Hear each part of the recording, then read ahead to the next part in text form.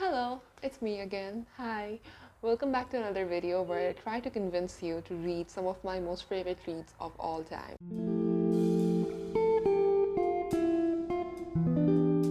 And today I'm here actually to convince you to read one of my most favorite sci-fi science fiction series that I have started reading like in 2021, but there are 9 books in this series and I have been reading them for years, and I'm currently reading book 5, but all in all I'm enjoying the series so much. It's so addicting and I just want to talk to you guys about it. So the series is called the Expanse series by James S. Corey. There are 9 books of this series that are currently out, and I'm on book 4, 5, I guess, the Nemesis game.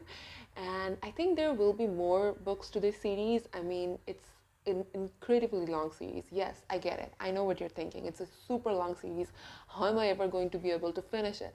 But trust me, if you want a new series to be obsessed with, if you want a new series to take over your life, this is such a perfect place to start. Also, if you're new to the sci-fi genre, science fiction as a genre, this is a great place to start because I myself did not read as much science fiction as I read fantasy, but this was sort of my entry level science fiction that I read in 2021 and I just fell in love with it. So basically the story is set in far ahead in future when humanity has expanded over and beyond Earth. There's a human colony on Mars, there's a human colony on Moon, there's a human colony on all these planets that you have never even heard about. And there are so many, the human expansion has become so huge and so broad that there has to be 2 separate distinctions between the outer planets and the inner planets. The inner planets are the planets of the solar system and the outer planets are outside of the solar system. So as you can imagine, it's a pretty fictional world.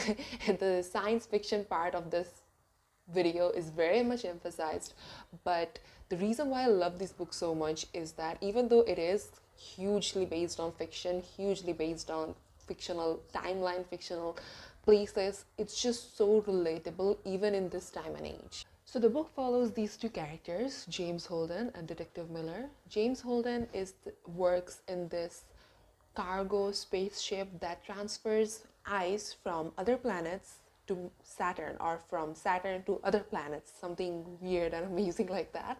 And another character, Detective Miller, is, as the name suggests, is a detective who has come across a very peculiar and very almost impossible to solve case where he looks for this girl called Julie Mao, and she has been missing with her spaceship for months, and we follow these 2 characters over various adventures and various situations that you cannot even possibly imagine might happen. So that's pretty much the synopsis for the first book, Leviathan Wakes, without any spoilers.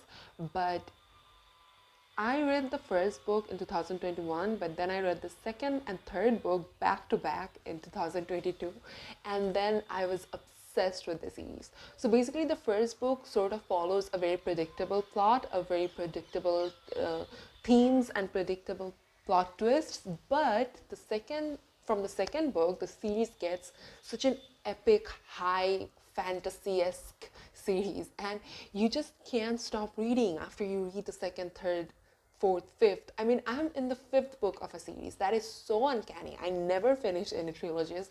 I never finish, unless it's really, really good, I never finish any trilogies.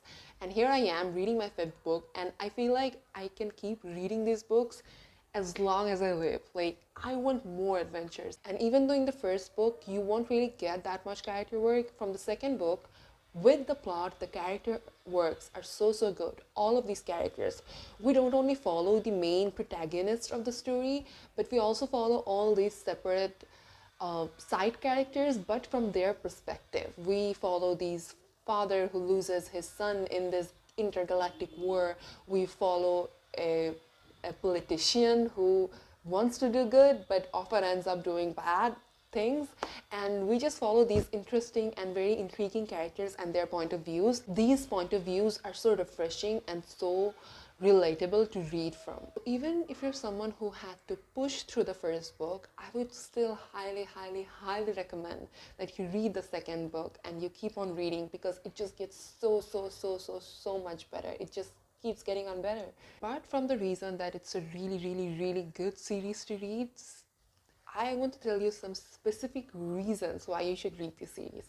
So, if you're someone who grew up reading Jafar Iqbal science fiction books as a child, like I did, I think this is going to be one of your favorite books of all time, one of your favorite series of all time.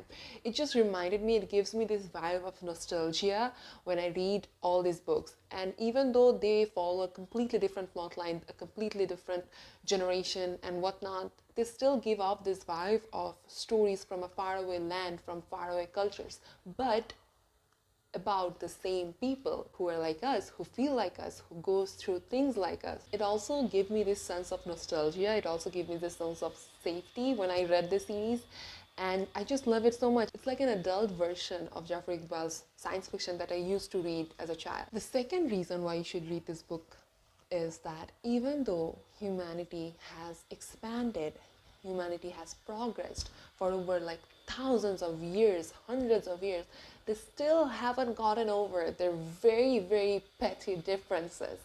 And you can feel it when you read. There are scenes throughout this series where there's a form of racism among people from different planets. Like, we don't even and it's so ridiculous because you see all these concepts like racism, sexism still existing even thousands of years from now, and you feel so rooted and so, I don't know, it just makes you think that even though we have progress, we have all these technologies, we have all these alien invasions and whatnot, we still fight over a plot of land, we still fight over some amount of money for some sense of greed. And it's just so, it feels really sad and frustrating. It just roots you on a level that just kind of gives you a reality check. And the third reason why you should read this book is that this book follows such incredible character works.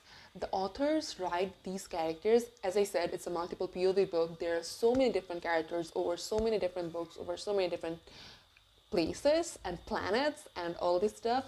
And it's just so refreshing to read the same event from all these different perspectives. We see this specific event and we see all these characters that are involved in it. We see all of their perspectives and we see how one thing that can be so good for one people is completely devastating for other, and we see how one thing that can be beneficial to someone is something that destroys another person's whole life.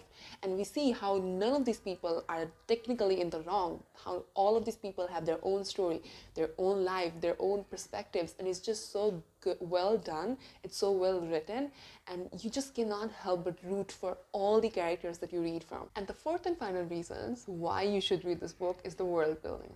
Oh my god, the world building. It almost feels like you're watching a Marvel movie, but so much more better than a Marvel movie.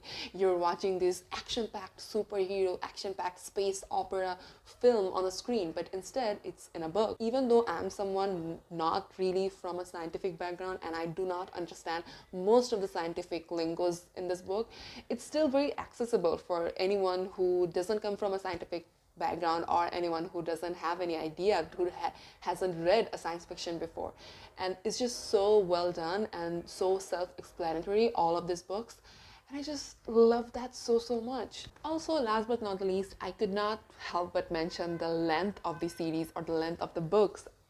Even though this book is like 9 books long, at least till now, and all of these books, each and every one of these books are very chunky, they're huge books, but I'm here to assure you that I read the second book, since the second book, I have read all of these books within like a week or like 10 days, and which is saying something from me. It takes me like a long time to read a book, but these books are so addicting, and even though there's really chunky text, it's really good for a reading slump as well because it's so action-packed, it's so heavily plot-focused. You just can't stop turning the pages. You just can't stop helping yourselves that you want to know what happens next, what happens to these characters, where do they go next. So yeah, if you want a very action-packed, fast-paced, a very, very long series to keep you occupied, and if you're someone who is very new to the science fiction genre but want to start somewhere, it's just a great place to start. The Expanse series by James S. A. Corey, and it's just, you can't help but fall in love with the world and the characters. And I'm on book 5, and I just wish they keep releasing books and it has like 15, 20, or even 50 books in it. I would read 50 books in it if they published it. It's really, really good. So yeah, check out the Expanse series by James Isekuri. Anyway, that was it for today. I hope I see you guys soon. Bye bye.